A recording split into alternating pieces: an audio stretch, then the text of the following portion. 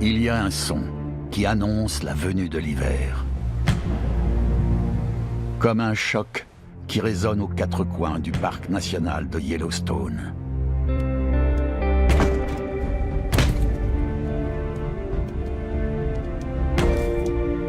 Les mouflons mâles se livrent à des combats pour déterminer le droit à l'accouplement. Et ce n'est que le commencement, la toute première épreuve de la saison. Car l'hiver de Yellowstone ne ressemble à aucun autre sur Terre.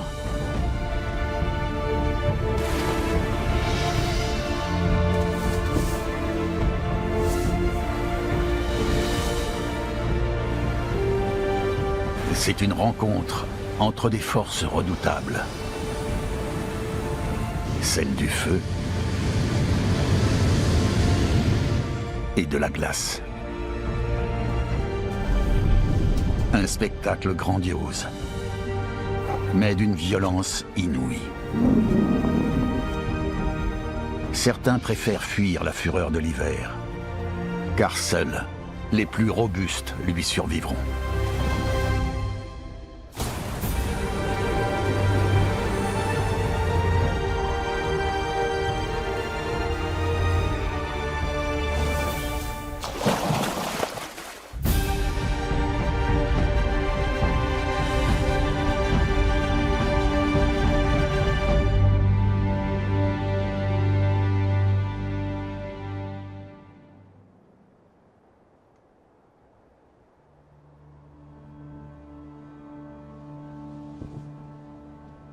La première grosse tempête hivernale a drapé le parc national de Yellowstone d'un manteau immaculé.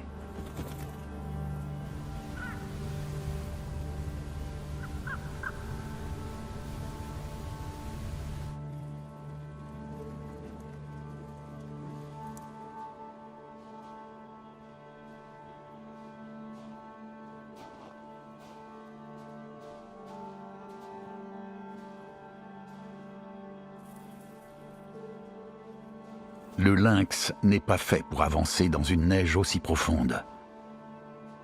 Ses pattes supportent difficilement son poids. Il s'enfonce dans les congères.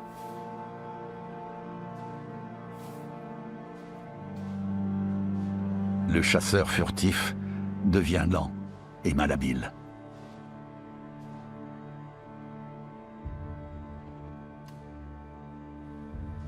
À l'arrivée de l'hiver, les lynx préfèrent éviter les zones les plus enneigées du parc national. Mais celui-ci a été appâté par une occasion exceptionnelle.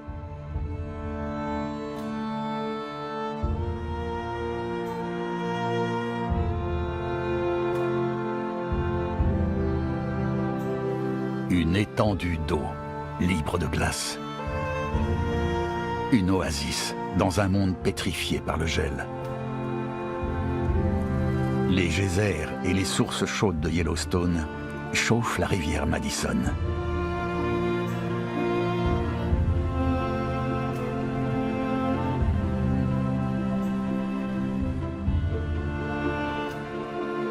Un refuge inespéré pour le gibier d'eau, qui ne manque pas d'attirer à son tour le lynx.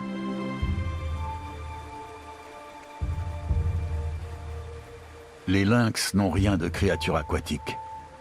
Ils préfèrent chasser à l'affût, dans les forêts. Les observer dans leur milieu naturel est extrêmement rare. Mais cette fois, le félin affamé doit tenter sa chance au grand jour.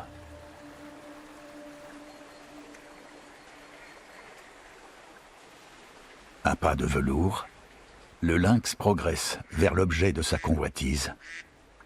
Un petit groupe de canards colverts, à quelques mètres seulement.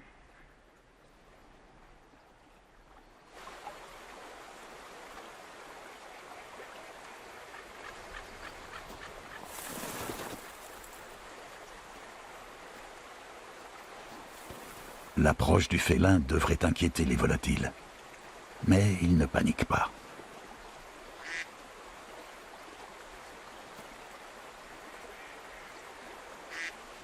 D'un habile coup de palme, ils se mettent hors de sa portée. Devant ce dilemme, le lynx opte pour une nouvelle stratégie. Se cacher et attendre que les canards s'approchent.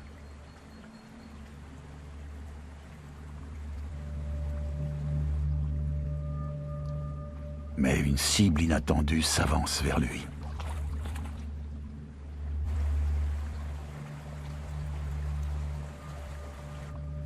Un rat musqué.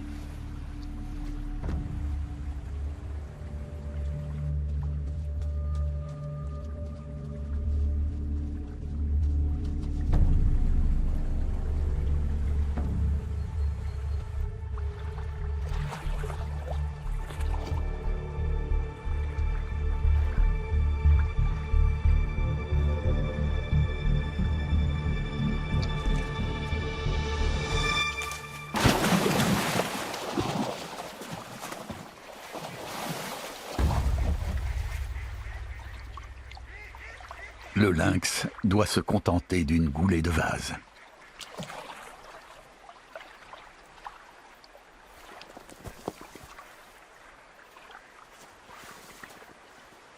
Par un tel froid, l'eau est l'ennemi juré du félin. Pour lui, il n'y a rien de pire qu'être mouillé et affamé.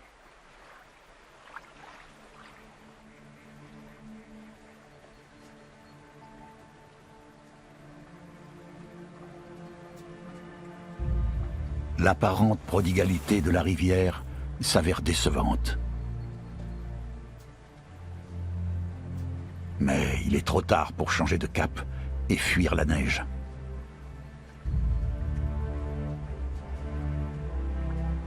Il ne peut désormais plus compter que sur la rivière. S'il veut survivre à l'hiver de Yellowstone, il devra se montrer plus rusé que les canards.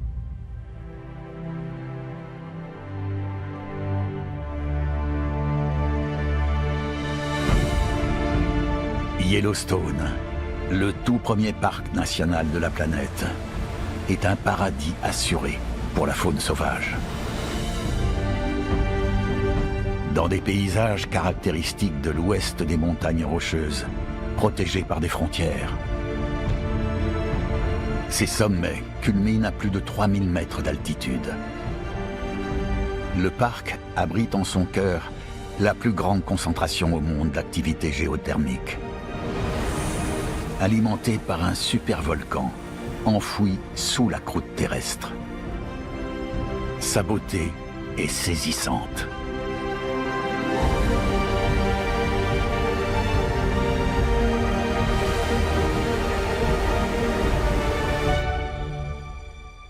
Mais régulièrement, Yellowstone est aussi le lieu le plus froid des 48 États américains continentaux.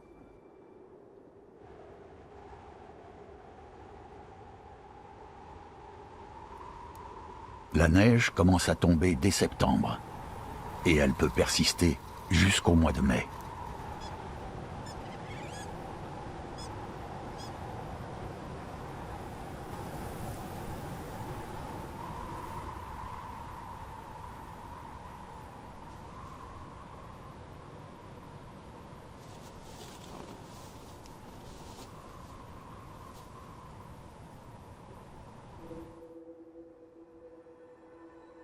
Les premières gelées importantes provoquent un spectacle rare et fascinant. Le poudrin de glace.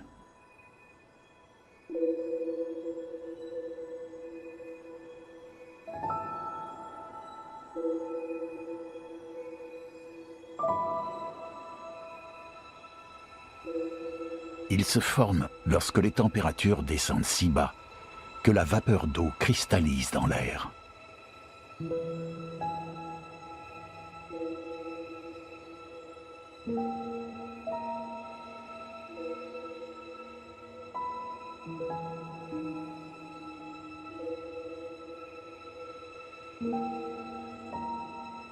Ce phénomène météorologique s'observe plus fréquemment dans la région la plus froide de la planète, l'Antarctique.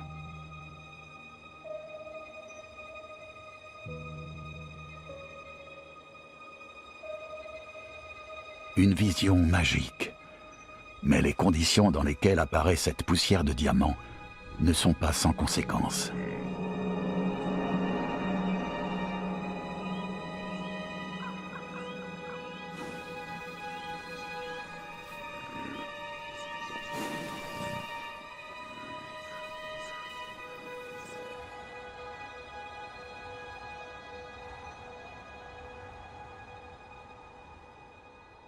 Nous sommes au mois de janvier. La vague de froid a figé tout le nord de Yellowstone. Les étendues d'eau libres de glace se font rares. Cette famille a trouvé un des ultimes points d'eau. Des loutres de rivière. Les 4 petits font déjà presque la taille de leur mère. Cette dernière les aide à passer leur premier hiver à Yellowstone.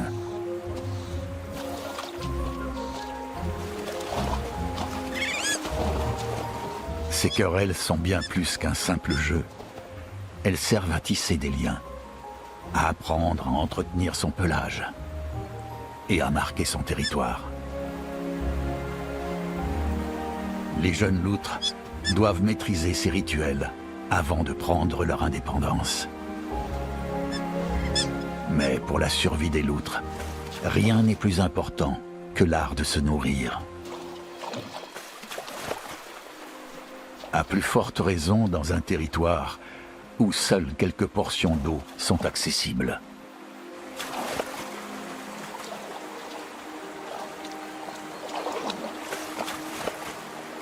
Les loutres sont parfaitement adaptées à la pêche. Leur pelage dense capture des bulles d'air qui les isolent de l'eau glacée. Oreilles et narines se referment pour permettre des plongées de plusieurs minutes. Leur digestion rapide et leur métabolisme élevé réclament des aliments en permanence.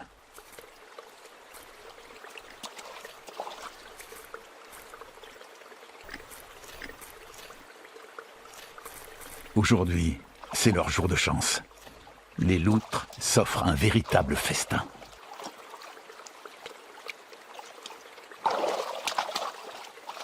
Mais même lorsque la pêche est généreuse, l'appétit d'une famille nombreuse a vite fait d'en venir à bout. À L5, les loutres ont pris tout ce que ce trou d'eau pouvait leur offrir. Il leur faut en trouver un nouveau. Mais dans des conditions aussi extrêmes, le prochain lieu de pêche peut s'avérer bien difficile à atteindre. Guidés par leur mère, les jeunes loutres s'élancent avec détermination. Les loutres sont parfaitement capables d'effectuer des trajets sur la terre ferme, mais quitter le milieu aquatique les rend vulnérables. À terre, les chasseurs deviennent les chassés.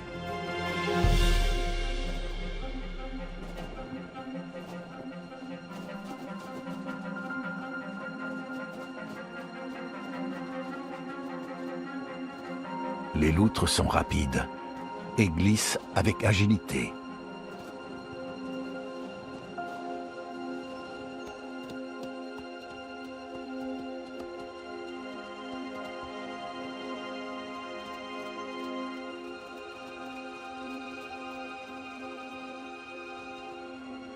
Mais avant qu'elles atteignent leur destination, un obstacle se dresse devant elles.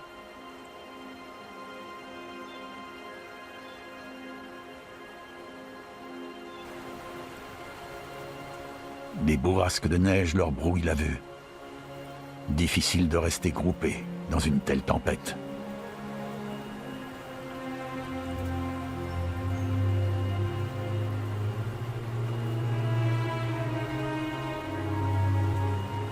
L'une des jeunes loutres est distancée. Elle se retrouve vite à l'écart du reste du groupe. La tempête s'intensifie.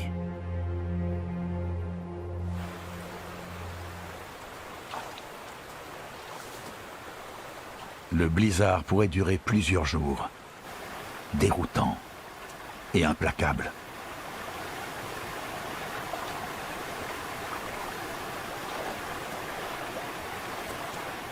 les traces s'effacent.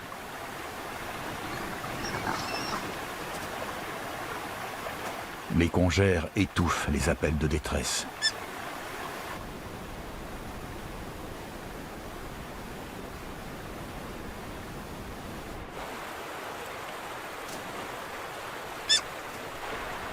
La petite loutre n'est pas prête à survivre seule à Yellowstone.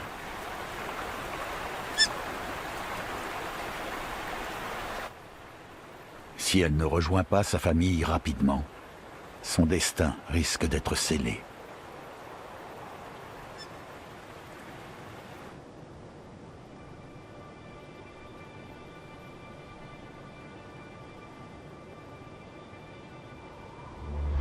Dans les blizzards hivernaux de Yellowstone, des forces prodigieuses s'affrontent.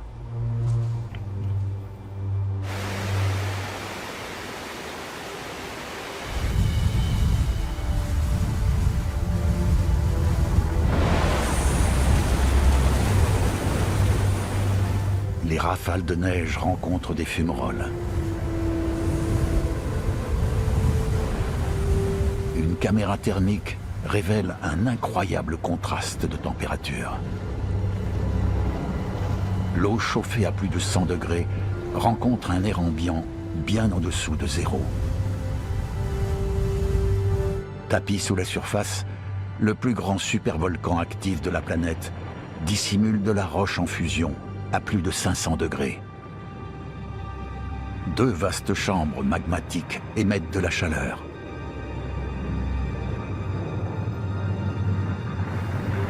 C'est la rencontre du feu et de la glace, les deux extrêmes de Yellowstone. Loin de la chaleur du volcan, la neige forme d'impressionnantes congères.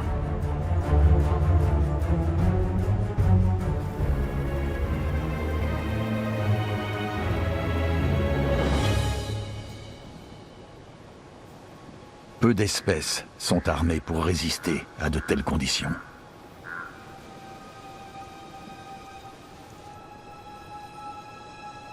Deux millions d'hivers ont façonné une créature qui s'efforce pourtant de survivre ici, bien après le départ de toutes les autres. Le bison. Il se sert de sa tête massive, soutenue par une bosse musculeuse, comme d'un chasse-neige, pour labourer les congères et mettre au jour les herbes enfouies. Un pelage dense et plusieurs couches de graisse l'isolent des assauts du froid et du vent. À chacun de ses pas, l'animal semble transporter l'hiver avec lui. Il descend de survivants d'un monde désormais disparu. La conquête du continent a failli précipiter son espèce vers l'extinction. Au début du 19e siècle, des dizaines de millions de troupeaux sont massacrés pendant la conquête de l'Ouest. À l'approche du XXe siècle, il ne reste que quelques centaines de bisons. Le dernier troupeau sauvage s'est retranché dans une vallée reculée de Yellowstone.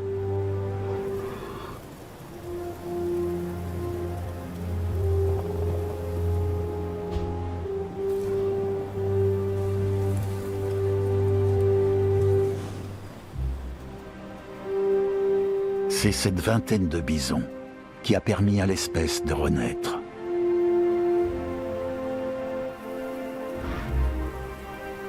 Le parc abrite aujourd'hui des milliers de spécimens. Il mène une bataille ancestrale contre la tempête. Mais chaque hiver, vient un moment où la neige se fait trop épaisse pour que ces animaux trouvent de quoi se nourrir. Les bisons entament alors une lente migration.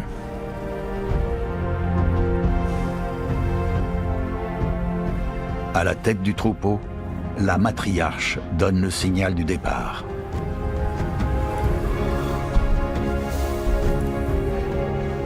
Mus par l'instinct et l'expérience, les bisons se placent en file indienne pour marcher dans ses pas.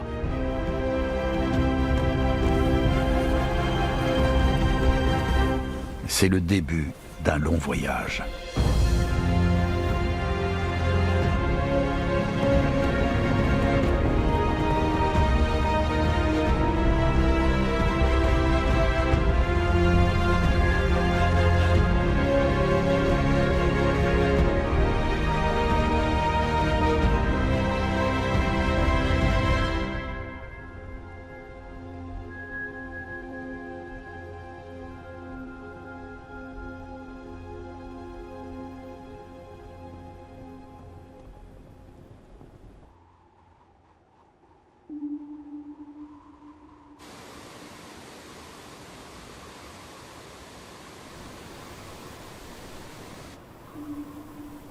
Pris dans le blizzard, le lynx a pu se réfugier dans une grotte aménagée dans les falaises.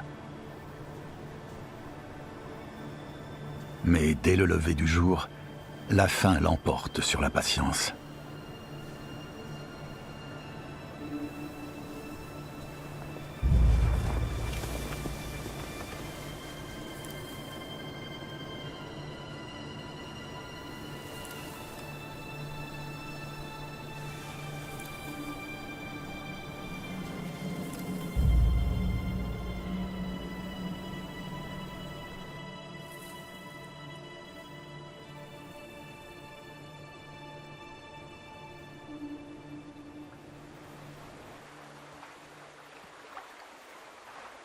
Une scène familière et des débuts prometteurs.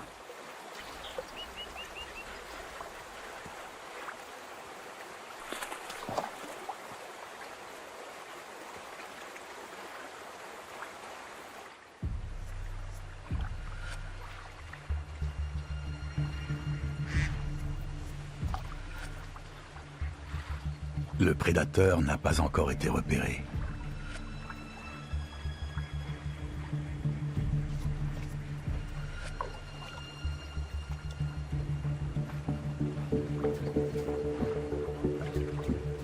Le félin se faufile sur la berge et prépare son embuscade.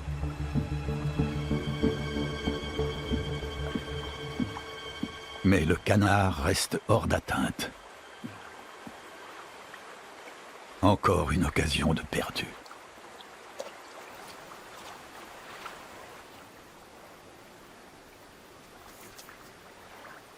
Beaucoup plus près, un frémissement se fait entendre sous la neige.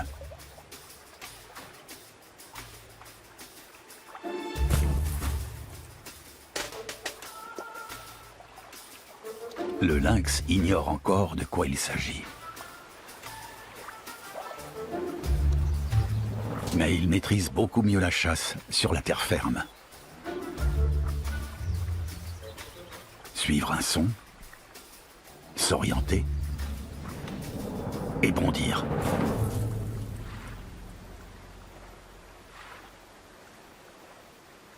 La proie potentielle a échappé à l'assaut. Mais elle est toujours là, tapie quelque part.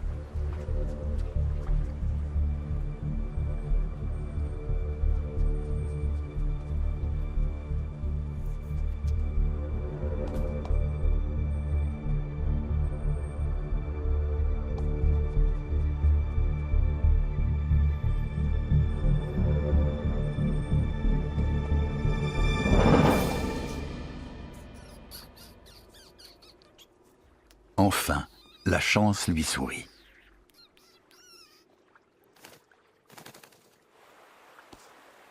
Un rongeur. Il ne pèse pas lourd, mais cette modeste prise aura le mérite de rappeler au lynx que son agilité est l'une de ses meilleures armes.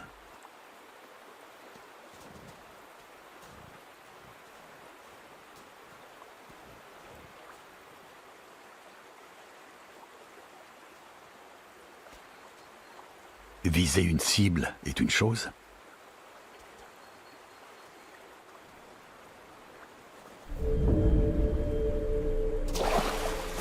L'atteindre en est une autre. Encore plus lorsqu'il s'agit d'une cible mouvante. Lorsqu'ils aperçoivent le lynx, les canards battent en retraite pour se mettre en sécurité au beau milieu de la rivière. Mais s'ils perdent le lynx de vue, la situation s'inverse.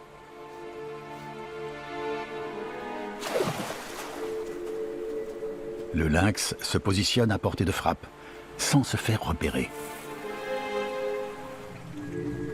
Il maîtrise son approche.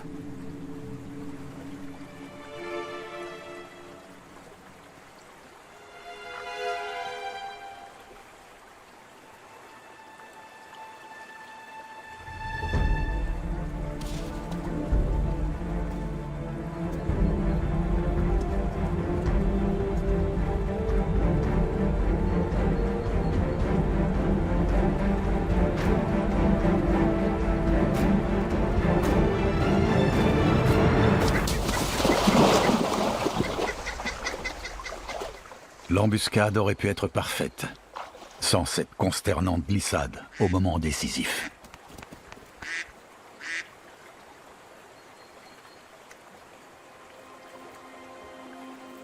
Le pire de l'hiver reste à venir, et les enjeux se font de plus en plus pressants pour le lynx. Il lui faut apprendre à maîtriser ce nouveau terrain de chasse avant qu'il ne soit trop tard. Le blizzard a pris fin, mais ses effets subsistent.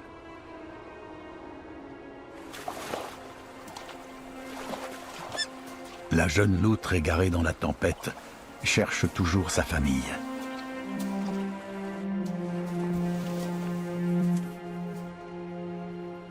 Elle bénéficie désormais d'une meilleure visibilité. Mais elle aussi peut être vue.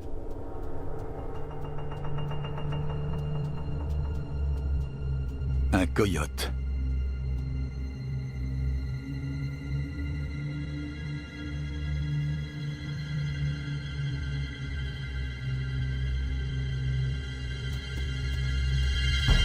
Pas un instant à perdre.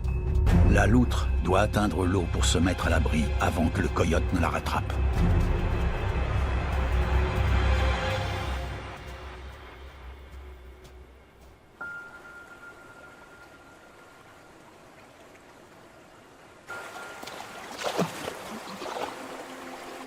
Dans l'eau, la petite loutre reprend sa place au sommet de la chaîne alimentaire.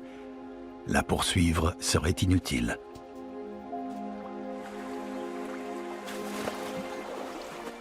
La jeune loutre est décidément chanceuse. Des bruits d'éclaboussure lui signalent la présence des siens.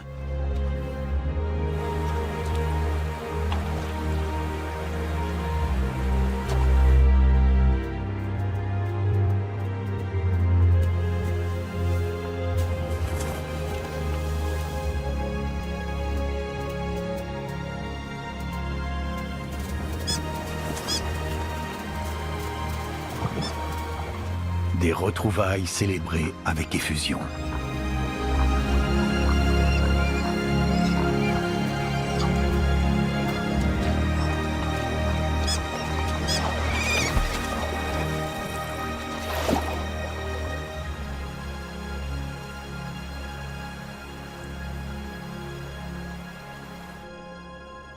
Au cœur de Yellowstone, un autre voyage qui avait commencé dans le blizzard s'achève.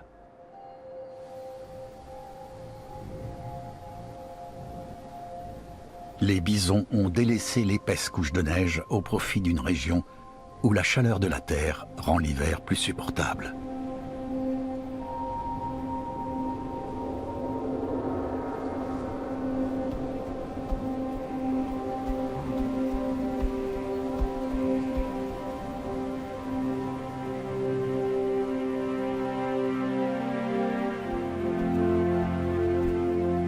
Une grande partie des prairies de Yellowstone est désormais emmitouflée sous la neige. Mais ici, elle fond sous l'effet du supervolcan. Les bisons ont trouvé refuge dans la chaleur du bassin de Geyser.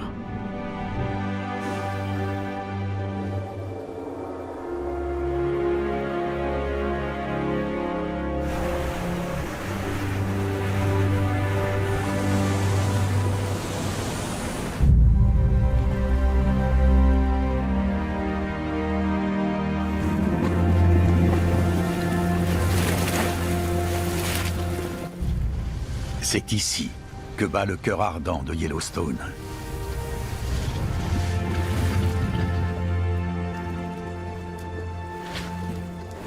C'est ici que se trouve son noyau géothermique. Yellowstone jouit de la plus grande concentration de phénomènes géothermiques au monde. Une extraordinaire variété de plus de 10 000 manifestations naturelles. Les geysers crachent de l'eau chauffée à l'extrême sous une intense pression, à des températures qui dépassent le point d'ébullition. Les fumerolles laissent échapper de la vapeur dans un sifflement. Un mélange d'eau et d'argile bouillonne dans les mares de boue. Celles-ci répandent une odeur pestilentielle en raison des gaz sulfureux qui émanent des entrailles de la Terre. Les sources chaudes se parent des couleurs de rares organismes thermophiles.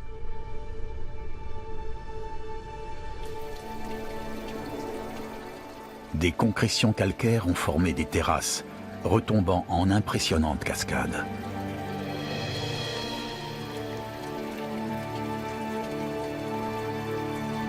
Ces extraordinaires phénomènes ont inspiré une action sans précédent, la création du premier parc national de l'histoire.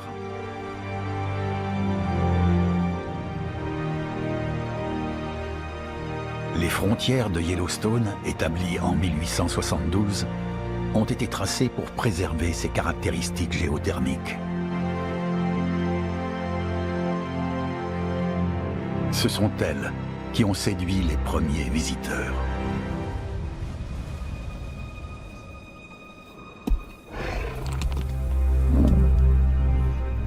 Cette oasis attire réfugiés et opportunistes en tout genre.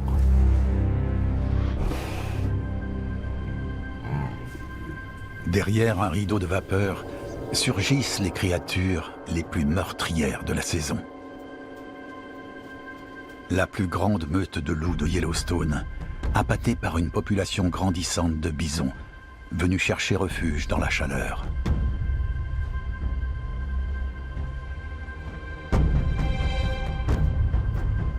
Contrairement à nombre d'autres espèces, les loups savent tirer avantage de l'hiver. Leurs longues pattes leur permettent d'évoluer dans la neige profonde. Leur pelage laineux, pourvu de longs poils protecteurs, conserve la chaleur et les préserve de l'humidité. Le loup est fort et les bisons sont plus vulnérables. Depuis des mois, ils dépensent plus d'énergie qu'ils n'en absorbent. Les loups ont habituellement peu de chances d'abattre un bison en pleine santé. Mais la situation a changé. À la tombée de la nuit, la meute s'enhardit.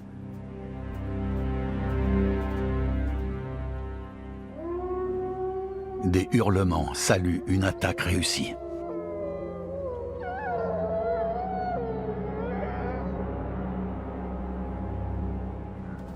Au petit matin, il ne reste du bison que les os.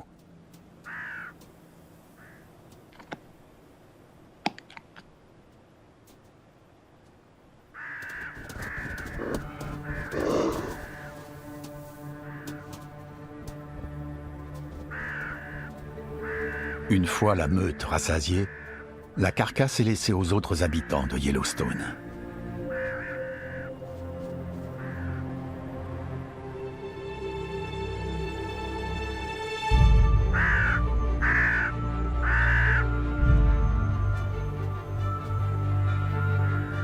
Un renard roux se présente à son tour.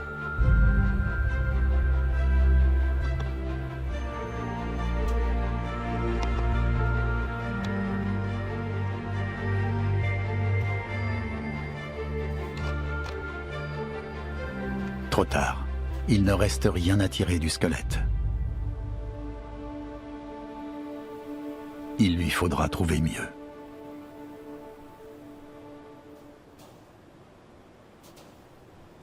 Contrairement à son cousin le loup, Le renard traverse l'hiver de Yellowstone en solitaire, sans meute. Même s'il n'y a personne en vue, il marque son territoire en frottant ses glandes anales sur la neige. Le renard perçoit des mouvements invisibles, de la vie, et peut-être une chance de se remplir l'estomac. Grâce à son ouïe surdéveloppée, le renard suit le bruit des rongeurs qui creusent des galeries profondes sous la surface. Le renard tend l'oreille, se prépare, puis frappe.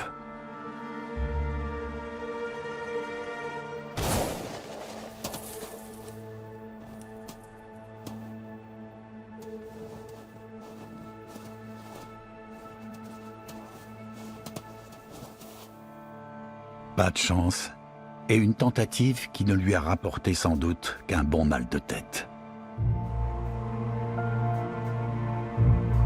Cette immense étendue immaculée peut sembler monotone, mais depuis la dernière tempête, le vent a modifié le terrain et accumulé de dangereuses congères. Le moindre pas peut déclencher un piège mortel.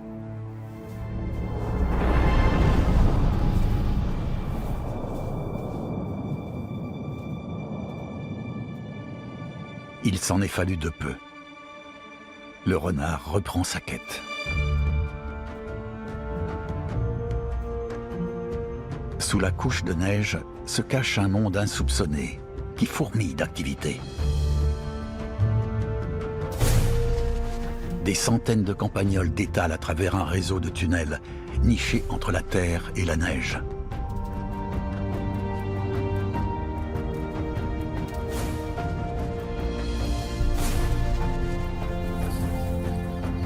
Le renard parvient à ses fins.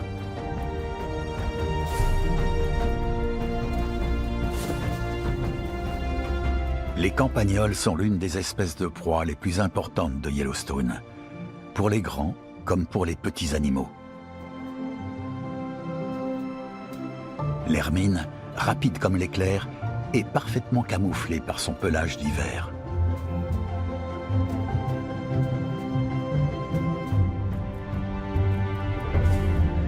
Moins gracieuse, l'approche du coyote n'en est pas moins efficace.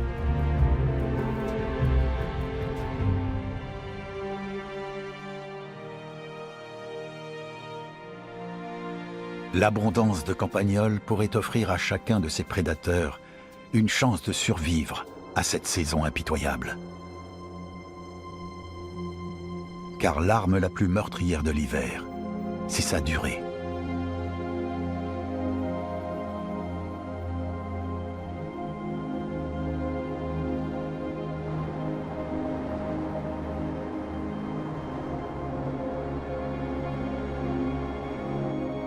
Les frimas règnent sur Yellowstone pendant plus de la moitié de l'année. Les bisons ont souffert de la faim et de l'exposition permanente aux intempéries.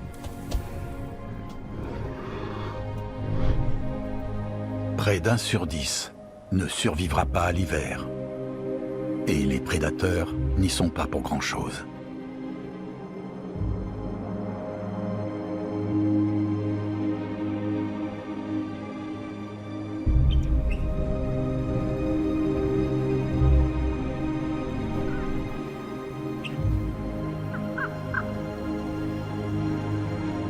Devant la carcasse du bison, les chasseurs deviennent charognards.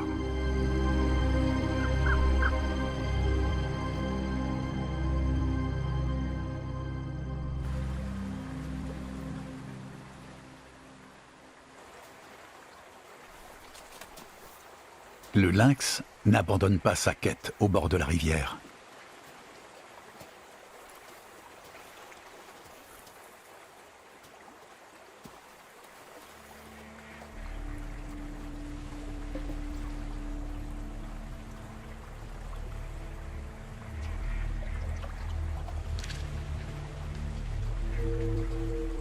Il est temps de mettre en pratique les leçons apprises au cours de l'hiver.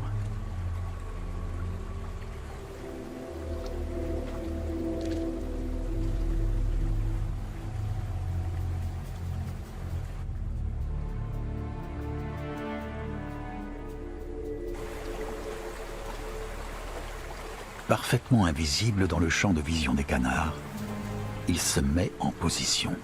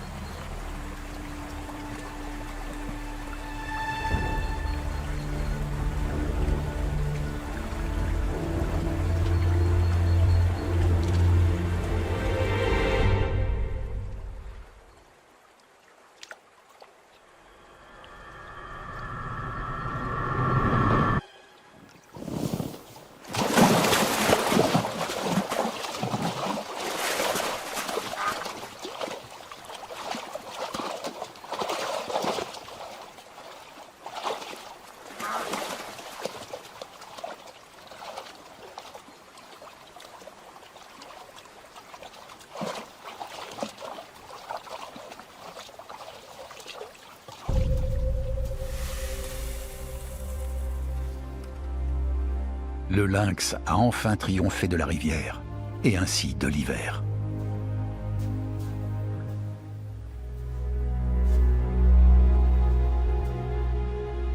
Il a défié la glace et l'épais manteau de neige.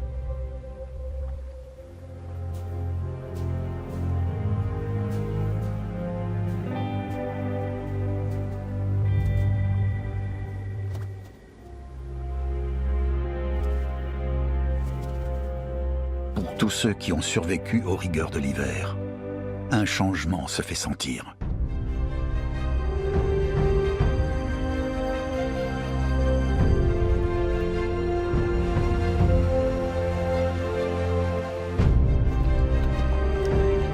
L'hiver cède la place au printemps.